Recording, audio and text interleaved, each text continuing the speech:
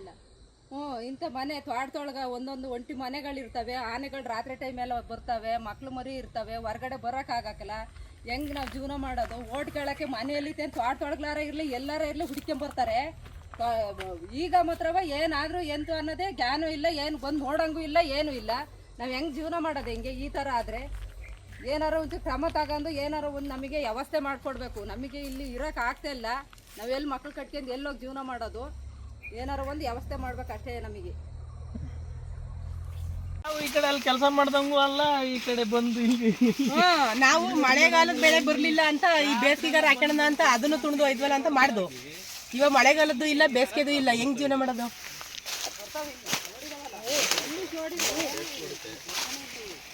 ತಿನ್ನಗಾರ ತಿಂದ್ರು ಪರವಾಗಿಲ್ಲ, ಈ ತರ ಹಾಳು ಮಾಡಾಕಿದ್ರೆ ಹೆಂಗ್ ಮಾಡೋದು?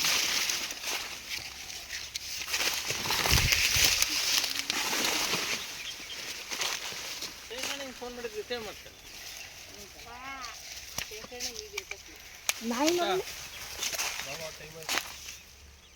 ಅವ್ರಿಗೆ ಹೆದರಿಕೆ ಆಗ್ತೈತೆ.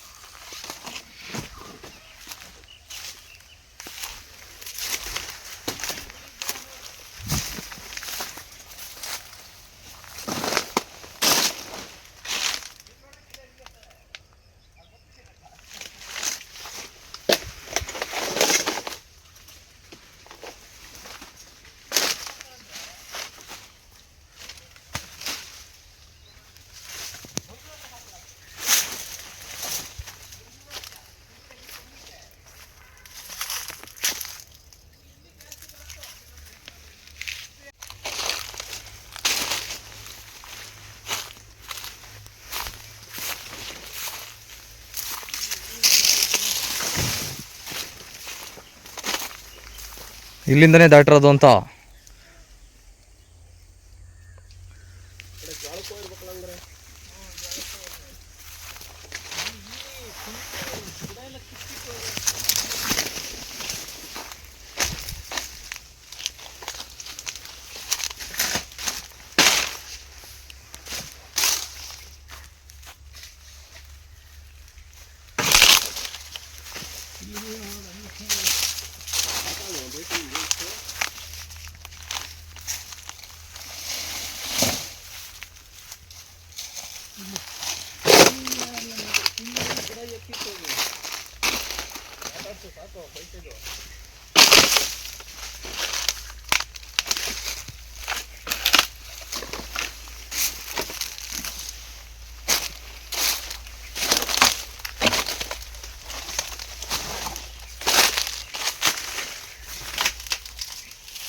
ಮಾತಾಡಿ, ನೀವು ಯಾರು ಮಾತಾಡೋದು?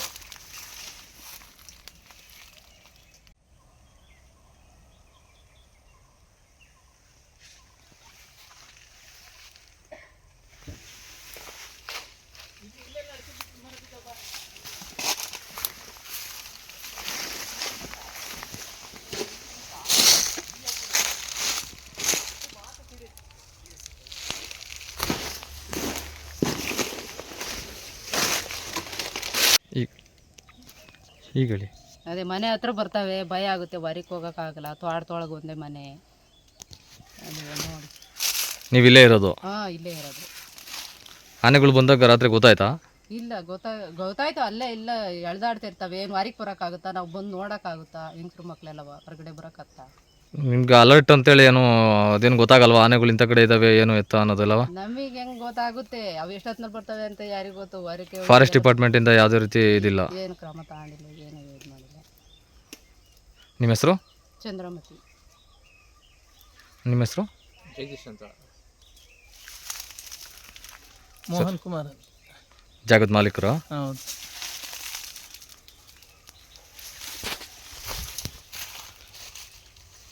ಇನ್ನೇನು ಇನ್ನು ಒಂದೂವರೆ ತಿಂಗಳ ಹೊತ್ತಿಗೆ ಫಸಲು ಬಂದಿರೋ ಇವೆಲ್ಲ? ಒಂಬಾಳೆ ಬಿಡ್ತಾರ ಅಡಿಕೆ ಗಿಡ, ಅವು ಒಂಬಾಳೆ ಬಿಟ್ಟಿದ್ದಾವೆ ಅಡಿಕೆ ಗಿಡ. ಯಾರಿಗೆ ಹೇಳ್ಕೊಳ್ಳೋದು ಕಷ್ಟ? ಅವರು ಬೆಳೆ ಬೆಳೆದಿದ್ರೆ ಗೊತ್ತಾಗೋದು, ರಾಜಕೀಯದವರೆಲ್ಲ ಬೆಳೆ ಬೆಳೆದಿದ್ರೆ ಅವಾಗ ಗೊತ್ತಾಗೋದು ಕಷ್ಟ. ಎಲ್ಲ ಚೆನ್ನಾಗಿ ಒಳ್ಳೊಳ್ಳೆ ಬಂಗ್ಲೆಗಳಲ್ಲಿ ಕೂತ್ಕೊಂತಾರೆ, ಅವ್ರಿಗೆ ಏನು ಗೊತ್ತು ರೈತರ ಕಷ್ಟ. ಇಲ್ಲಿ ಕಷ್ಟಪಡೋದು ನಾವು ಏನೋ 4 ಕಾಸು ದುಡಿಯೋಕೆ ಅಂತ ಮಾಡಿರ್ತೀವಿ. ಅರ್ಜಿ ಕೊಟ್ಟಿದ್ದೀರಾ? ಅರ್ಜಿ ಕೊಟ್ಟಿದ್ದೀವಿ, ಈಗ ಹೋಗಿ ಅರ್ಜಿ ಕೊಟ್ಟು ಬಂದೀವಿ. ಹೋದ ಸಲ ಕೊಟ್ಟಿರೋದು ಇನ್ನೂ ಬಂದಿಲ್ಲ. ಏನಂತ ಹೇಳ್ತಾರೆ? ಏನು ಮಾತಾಡಿಲ್ಲ. ನಾವು ಈ ಸಲದ ಮತ್ತೆ ಕೊಟ್ಟು ಬಂದಿದ್ದೀವಿ, ಮತ್ತೆ ಕೊಟ್ಟು ಬಂದಿದ್ದೀವಿ ಅರ್ಜಿನ. ಮತ್ತೆ ಏನು ಹೇಳಿಲ್ಲ, ಉತ್ತರ ಏನು ಸಿಕ್ಕಿಲ್ಲ. ಅರ್ಜಿ ತಗೊಂತಾರೆ. ಓದ್ಸಲಿ ಕೇಳಿದ್ದಕ್ಕೆ ಏನಂದ್ರು? ಓದ್ಸಲಿದ್ದಕ್ಕೆ ಹೋದ ಸಲದ ಮತ್ತೇನು ಕೇಳಿಲ್ಲ. ಅದು ಬಂದಿದೆ ಏನಂತ ಅಕೌಂಟಿಗೆ ಹಾಕ್ತೀವಿ ಎಂದಿದ್ದಾರೆ, ಮತ್ತೇನು ಕೇಳಿಲ್ಲ. ಅವ್ರ ಮನೆಯದು ಅಕ್ಕಪಕ್ಕದ್ದು ಈ ಲೈನೇ ಎಲ್ಲ ಡೈಲಿ ಬರ್ತದಾವೆ, ದಿನ ಬರ್ತದಾವೆ. ಯಾರು ಹೇಳೋರಿಲ್ಲ, ಯಾರು ಕೇಳೋರಿಲ್ಲ.